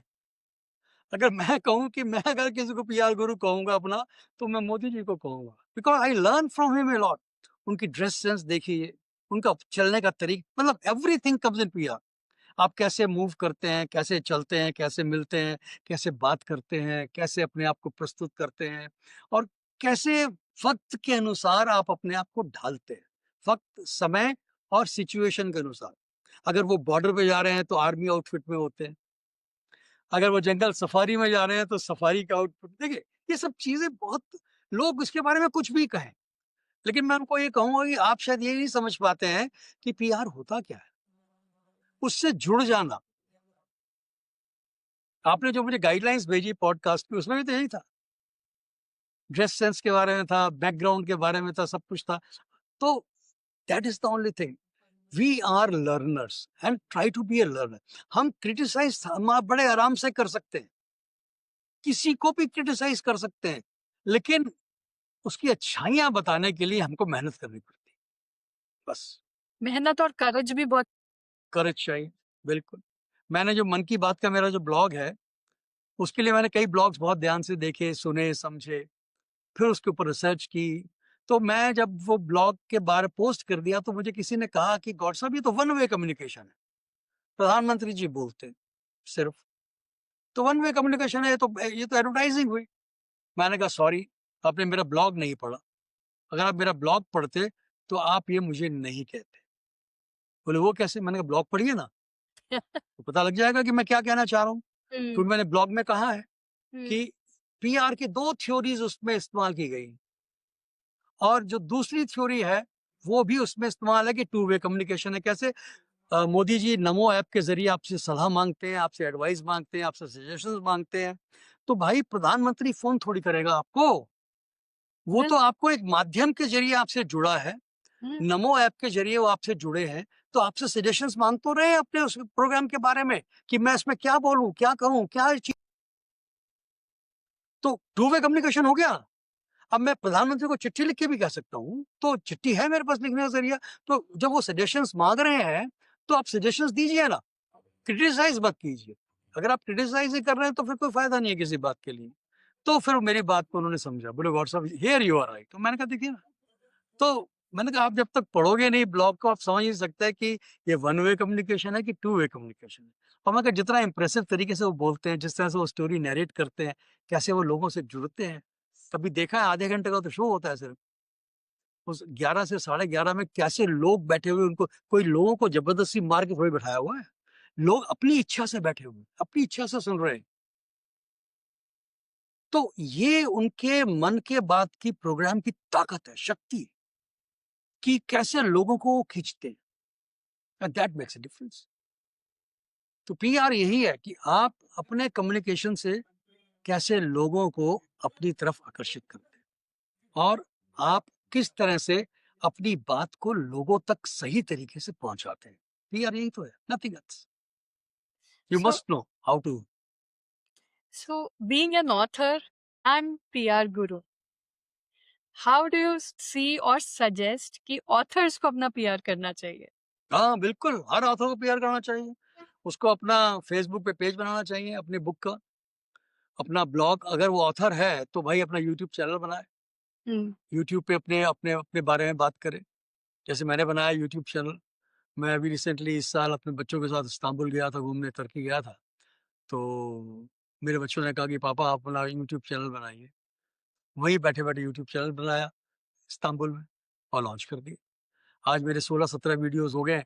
जब भी टाइम मिलता है सोचता हूँ मुझे क्या बोलना है उसके लिए मैं पहले स्क्रिप्ट बनाता हूँ, लिखता हूँ मुझे क्या बोलना है उसकी स्क्रिप्ट रेडी करता हूँ, फिर उसको मैं अपना अपना उसको मैं रिले करता हूँ चैनल के ऊपर। तो आप एक ऑथर को अपना पीआर करने के लिए उसको पता है मेरी टारगेट ऑडियंस कौन है। आप देखिए मेरे फ़ेसबुक पे मैं बहुत से लोगों से जुड़ता हूँ, उनको रिक्वेस्ट भेजता हूँ या तो वो ऑथर होते हैं या वो जर्नलिस्ट होते हैं या वो मीडिया इंडस्ट्री से जुड़े होते हैं। Same is on LinkedIn. Same is on LinkedIn. मैं उन्हीं को जोड़ता हूँ, उनको रिक्वेस्ट भेजता हूँ जो इन 3 लाइन से पीआर, मीडिया, जर्नलिज़्म इनसे जुड़े हुए होते हैं। क्योंकि हम्म। मेरी टारगेट ऑडियंस यही है या जो मीडिया एजुकेटर्स हैं, या एकेडमिशियंस हैं या जो ऑथर्स हैं, इन लोगों को। तो एज़ एन ऑथर आप जो कुछ भी करते हैं लोगों तक ज़रूर पहुँचाइए और उसके लिए आपको सोशल मीडिया पे अपनी प्रेज़ेंस रखनी चाहिए, एक्टिव प्रेज़ेंस। ये नहीं अकाउंट खोल दिया 2 महीने में 1 बार कुछ डाल दिया, नो। डेली पोस्ट कीजिए अपने बारे में, डेली। डेली एक गुड मॉर्निंग मैसेज भेजता हूँ, उसमें एक रिपोर्ट होती है, उसके नीचे मेरा नाम जा रहा है, मेरे रिकॉर्ड्स जा रहे हैं, सब कुछ उसमें जा रहा है। तो that I am communicating, telling the people I am an author hmm. या आई एम एन ब्लॉगर। सो ये ज़रूरी है आपको।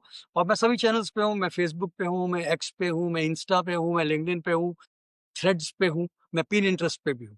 तो 6 मैं चैनल्स डेली कम्युनिकेट करने के लिए। तो एक आज अगर मैं इस बात को वो गर्व से कहता हूँ कि आज लोग अगर पूरे वर्ल्ड में कहीं भी टाइप करें पीआर गुरु इन वर्ल्ड तो सुरेश गौड़ का नाम आता है। पैसे देते हैं सोशल मीडिया मार्केटिंग टीम्स को, लोगों को, कंपनीज को। मैं तो आज तक एक पैसा नहीं दिया। टच वुड, मैंने कोई पैसा नहीं दिया किसी को। सिर्फ अपना काम किया है, अपना काम किया है और उस काम के ज़रिए अपने नाम के लिए जगह बनाई है। और मैं यही सलाह देता हूँ, अगर आपको अपनी जगह बनानी है, तो आपकी यूएसपी खड़ी कीजिए। आपकी यूएसपी क्या है? और उस यूएसपी के बाद ही आप अपनी जगह बना पाएँगे। बस। सुरेश जी, अभी रिसेंट कुछ ऐसे इंसिडेंट्स हुए थे जिसमें देखा कि लोग गलत बोल देते हैं, भले ही पॉलिटिशियंस हो, इन्फ्लुएंसर्स हो, बहुत सारे ऐसे इंसिडेंट्स होते रहते हैं कि एक वर्ड, एक फ्रेज, एक सेंटेंस गलत बोल दिया तो पूरा का पूरा करियर डाउनफॉल की तरफ चला जाता है। तो ऐसे में पीआर का क्या रोल है? माफ़ी माँग लेनी चाहिए। हम्म। उसी वक़्त माफ़ी माँग लेनी चाहिए। कोई बुराई नहीं है। आप माफ़ी माँगने से छोटे नहीं हो जाते। ज़बानी तो है, बिल्कुल। ज़बानी तो बोल रही है, भाई गलती हो गई क्षमा कर दो। मैंने मैंने कोई भी नेता हो, कोई भी अभिनेता हो, कोई भी बड़ा व्यक्ति हो, कोई भी हो, उसको हमेशा जो बोलना है सोच समझ के बोलना है। पहली बात तो ये कि किसी दूसरे को नीचा नहीं दिखाना है, क्योंकि सब में ईश्वर है। भगवान शिव कहते हैं गीता में कि मैं हर शरीर में आत्मा रूप में विद्यमान हूँ। तो भाई जब हर शरीर में भगवान स्वयं बैठे हुए हैं, तो आप अगर किसी का निरादर कर रहे हैं, तो आप भगवान का निरादर कर रहे हैं। मैं तो ये मान के चलता हूँ। इसलिए आपने किसी को गलत नहीं बोलना है। आप अगर गलत बोलते हैं, आपको लगता है कि मेरे से गलत हो गया है, तो उसके लिए क्षमा माँगने में कोई बुराई नहीं है। क्योंकि जिस दिन हम ये समझ लेंगे कि God lives within, he is not in he is not outside, तो हमारी विचारधारा बदल जाएगी, बात करने का तरीका बदल जाएगा, बात करने का नज़रिया बदल जाएगा। आप पार्लियामेंट में हैं, आप ऑपोज़िशन में हैं, आप कुछ भी बोल दें, कुछ भी बोल दें। आप जो भी बोलें, ये सोच के बोलें कि आपको क्रिटिसाइज़ नहीं करना। हुँ। दैट वही है कि वाद-विवाद का भी एक स्वाद होना चाहिए। हाँ, होना चाहिए, कोई ना नहीं है। देखिए, criticism for the sake of criticism is no criticism. If hmm. criticism is healthy criticism, it is always welcomed. बस ये हर एक को याद रखना चाहिए। चाहे वो राजनीति हो, चाहे राजनीति ना हो, चाहे वो ऑफ़िस वातावरण हो। ऑफ़िस में भी तो यही होता है। ऑफ़िस पॉलिटिक्स कितनी गंदी होती है। लोग ऑफ़िस नहीं छोड़ते हैं, लोग बॉसेस को छोड़ते हैं। बिल लोग रिज़ाइन करते हैं ना, ऑर्गनाइज़ेशन से रिज़ाइन नहीं करते। वो हुँ, ऑर्गनाइज़ेशन में काम कर रहे बॉसेस के कारण रिज़ाइन करते हैं। That is also there. तो हमें ये सोचना ज़रूरी है। उन उन लोगों को आप क्या कहना चाहते हैं जो लोग अभी भी अपनी कहानी के पीछे, अपने कुछ आइडियाज़ के पीछे छुपे बैठे हैं? कहीं न कहीं लेट्स से ऑथर बनना चाहते हैं या लिखना चाहते हैं, ब्लॉग के थ्रू, आर्टिकल के थ्रू अपना ओपिनियन, अपना मत रखना चाहते हैं। बट अभी भी वो छुपे हुए हैं। ये उनकी गलती है। ये तो उनकी गलती है। अगर उनको छुप के रहने का शौक है तो रहो भैया, कौन रोकता है आपको? देखिए ना, अगर आपको कुछ करना है तो बाहर तो निकलना पड़ेगा। लोगों को बताना पड़ेगा। अब तो फ़ेसबुक ने कह दिया अननोन, अगर आपने पोस्ट करनी है आप अननोन भी डाल सकते हो। नोन भी है तो आप नोन भी डाल सकते हो, अननोन तो अननोन पोस्ट भी कर सकते हो। बात ये नहीं है। बात ये, अगर आप में हुनर है, तो वो लोगों के सामने आना चाहिए। अगर हुनर है, अगर आपको भरोसा है कि मैं कुछ बदलाव ला सकता हूँ, मेरे मेरे कार्य से कुछ अच्छा हो सकता है, करना चाहिए। बस। देश के लिए, समाज के लिए, अपने लिए।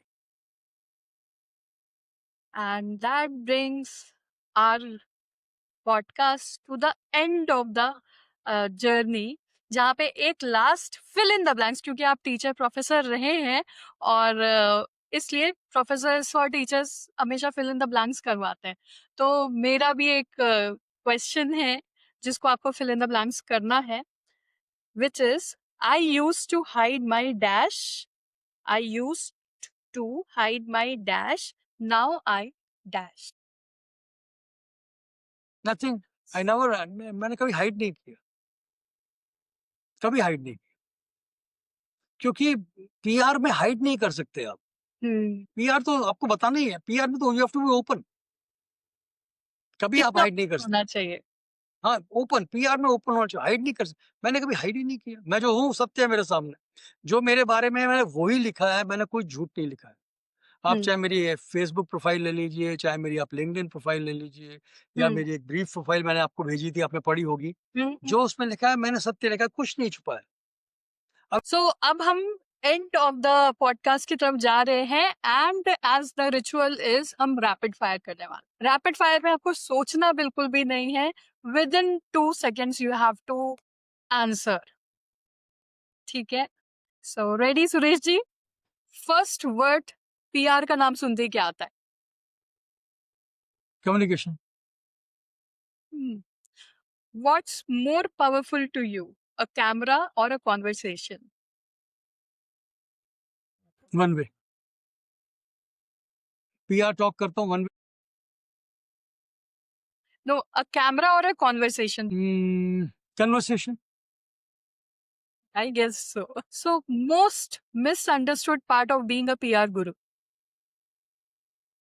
कि नॉलेज का बहुत गरूर है। बहुत नॉलेज है। ये शायद हो सकता है लोगों को मेरे बारे में मिसअंडरस्टूड किया, बहुत नॉलेज है इसके पास, और जबकि मैं ये मानता नहीं हूँ। Hmm. The power of knowledge you can say. Hmm. And what is your favorite shloka from Bhagavad Gita? कर्मण्येवाधिकारस्ते माँ फलेषु कदाचन। कदाचन। और एक और श्लोक है, नैनम छिदन्ति शस्त्राणि नैनम दहति पावका न चैनम क्लेदयान तपो नाशोष्यति मारुता। इसलिए मैं मरने से नहीं डरता, क्योंकि मैं मरूंगा, आत्मा है। आत्मा तो आज से थोड़ी हूं, मैं करोड़ों वर्ष से पृथ्वी पर हूं, शरीर बदल रहा हूँ, पता नहीं कितने शरीर, करोड़ों शरीर बदल चुका हूँ। तो ये शरीर भी यही छोड़ना है एक दिन, तो मृत्यु से मुझे कोई भय नहीं है। And this is a fact. तो मेरे ये दो मेरे लिए बहुत इंपॉर्टेंट है, कि क्योंकि इंसान का शरीर मरता है, सोल तो हमेशा जीवित है। तो मैं सोल था, सोल हूं और सोल ही रहूंगा, ये क्लैरिटी मुझे है। और जो सोल का काम शरीर कर रहा है वो कार्य मैं करता रहूंगा, बस, नथिंग एल्स। कर्म करूंगा अपना। तो कर्मण्येव अधिकारस्ते मा फलेषु कदाचन। One moment on stage you will never forget. हम प्ले कर रहे थे हत्या के कगार की, 1981-82 की बात है। जलंधर में शो हो रहा था। लाला जगत नारायण जी, पंजाब केसरी के उस वक्त के मालिक, जिनकी जिनके जो बहुत बड़े इंसान थे, वो फर्स्ट रो में बैठे हुए थे, और सारे पत्रकार, रमेश जी, सब लोग बैठे हुए थे। वीरेंद्र जी बैठे हुए थे, वीर प्रताप के मालिक हिंदी मिलाप के बैठे हुए थे, सब लोग पहला शो था हिंदी प्ले का जलंधर में। और उस प्ले में मैं नाथुराम गॉडसे को प्रेजेंट कर रहा था, मतलब I was doing the role of Nathuram Godse, सरकारी वकील। वो कहानी कुछ इस तरह की थी। अब मेरे मूछे थे, डायलॉग बोलते बोलते मेरी मूछें लटक गई। एक इतना सीरियस मोमेंट था उस प्ले में, जो लोग हंस पड़े। आप ये लगाइए कि हंसी का मोमेंट, और इतना सीरियस सीन चल रहा है, इंटेंस सीन है, और मूछ निकला, लोग हंस पड़े, तो क्या करोगे आप? लेकिन मैंने अपना बिल्कुल मूड सीख रखा, दिमाग को सही रखा, मुड़ा, मूछ यूं करी, चिपकाई, और वापस उसी मूड में वापस आई, और तालियां बज गई। एक ये, एक हम प्ले कर रहे थे जाति पूछो साधु की, अमृतसर में। उसमें मैं कॉलेज का प्रोफेसर हूँ, और मैंने एक स्टूडेंट को चांटा मारना है, जो बब्बन, जो गुंडा लड़का होता है लेकिन क्लास का, उसको मैं चांटा मारना है। तो उसको मैंने कहा कि सुन, मैं एक्शन करूंगा, चांटा नहीं मारूंगा। बोला नहीं सर, आप चांटा मारोगे। अरे मैंने कहा यार, नहीं मारूंगा चांटा, मैं ऐसे करूंगा, और तूने यहाँ पैर पे हाथ मारना है। कोई प्ले का डायरेक्टर भी वही था। तो बोला नहीं सर, आप चांटा मारोगे। बड़ा हैंडसम, अश्विनी नाम था उसका। तो मैंने कहा ठीक है भाई, तू चांटा खाने का शौक, खा ले चांटा। प्ले में हमने साहब, पहले शो में तो चांटा ठीक लग गया उसके। दूसरे शो में, जो हम एक डॉक्टर्स के लिए शो कर रहे थे, अमृतसर में एक माता कौला जी हॉस्पिटल था, उसके लिए वो स्पॉन्सर्ड शो था। सारे डॉक्टर्स आए हुए थे, और इंटरवल से पहले का वो सीन था, 5 मिनट पहले का। मैं उसको चांटा मारता हूँ, वो हल्की सी उसकी पोजीशन गलत हो गई खड़े होने में, और मेरा हाथ उसके गाल की जगह उसके यहाँ पड़ा, और मेरा ये रिस्ट यहाँ से मुड़ गया। रिस्ट मेरा यहाँ से मुड़ गया। अब मुड़ गया तो अब मैंने इमीडिएटली, मुझे पता लग गया कि कुछ गड़बड़ हो गई है। मैंने हाथ अपना पीछे कर लिया, नीचे कर लिया हाथ, और मैं सीन को करके बाहर निकल गया वापस, एक्शन करके। उसके बाद मैं दोबारा सीन में आता हूँ, तो वो मेरी तरफ हाथ बढ़ाता है हाथ मिलाने के लिए। तो मैं कहता हूँ हाथ मिलाना पड़ेगा, हाथ में तो बहुत दर्द हो रहा है। मैं हाथ पीछे रखता हूँ, मैं कहता हूँ प्रोफेसर हाथ नहीं मिलाया करते, जो डायलॉग नहीं था, प्रोफेसर हाथ नहीं मिलाया करते। और पर्दा गिर जाता है, मैं बाहर निकलता हूँ, तो अनाउंसमेंट होता है कि आप में डॉक्टर्स हैं यहाँ पे, तो कोई अगर ऑर्थोपेडिस्ट है प्लीज स्टेज पे आ जाए। तो 5 ऑर्थोपेडिस्ट आ गए, उन्होंने मेरा हाथ देखा देखा। एक ने मेरा हाथ बोला, सर आपको खींचता हूँ, आपको दर्द बहुत होगा, लेकिन don't worry, you will fine. उन्होंने मेरे हाथ को खींचा, सीधा हो गया। उन्होंने रुमाल बहुत टाइट बांधा निकाल के, और उसके बाद कहा कल सर एक्सरे करा लीजिएगा। आई एम श्योर कुछ हुआ नहीं होगा, लेकिन कुछ हुआ हुआ है। अगले दिन एक्सरे कराया तो लिगामेंट्स टूटे हुए थे, जो 3 महीने बाद जाके ठीक हुआ। तो नाटक के मेरे को ये 2 अनुभव रहे, कि स्टेज पे काम करते वक्त एक बार ऐसा हुआ, और एक बार ऐसा हुआ। तो सच और झूठ की बात करें तो what is one myth about PR? One myth. Myth है ही नहीं पीआर, मिथ है ही नहीं। पीआर को ना, उनको ये नहीं पता कि पीआर होता क्या है एक्चुअली। प्रॉब्लम ये है, वो कहते हैं पब्लिसिटी भी पीआर है। अरे पब्लिसिटी पीआर नहीं है भाई, सेल्स प्रमोशन पीआर है नहीं। This are all different arts, पर पीआर की ब्रांचेस है। जैसे एक वृक्ष की बहुत सारी ब्रांचेस हैं, पीआर एक ट्री है, उसकी बहुत सारी ब्रांचेस हैं। एडवर्टाइजिंग भी पीआर की ब्रांच है, वन वे कम्युनिकेशन है। जहाँ उसमें फीडबैक लग गया तो टू वे कम्युनिकेशन पीआर। आप कॉफी पीने जाते हैं किसी अच्छी कॉफी शॉप में, कॉफी के बिल के साथ वो आपको एक फीडबैक फॉर्म देता है ना, दैट इज पीआर। आप किसी से कोई दवाई खरीदते हैं, कुछ सामान खरीदते हो, कहते हैं एक फीडबैक दे दीजिएगा, जो आप फीडबैक देते हो पीआर है। आप कोई मैगजीन लेते हो, उसमें कोई सैशे लगाया जाता है, कोई शैम्पू का कुछ लगाया जाता है, वो दैट इज पीआर। किस हम्म पीआर है, सेल्स प्रमोशंस है सारी। तो ये हम्म सब पीआर की डिफरेंट ब्रांचेस है, पर डायरेक्टली पीआर नहीं है, because PR is a long term activity. Hmm. इसलिए पीआर का मिथ कोई नहीं है। बस ये मैं जरूर कहूंगा। सुरेश जी, पीआर में नहीं होते आप तो और किस सेक्टर में होते? एक्टर बीइंग बॉलीवुड, एन अगर मैं बैंक में नहीं आता तो फिर मैं बॉलीवुड में होता, उसकी भी एक अलग कहानी है। तो हम्म वो बहुत तो ऐसा है ना, तो क्या सोचना, आज है उसमें जियो, जो सत्य है उसमें जियो। बिल्कुल, आज के सत्य में। हाँ, नहीं होता तो पॉलिटिक्स में होता, अगर मेरे पिताजी मान जाते मोदी साहब की बात, हम्म अगर वो उन्होंने मोदी साहब को हाँ कह दिया होता।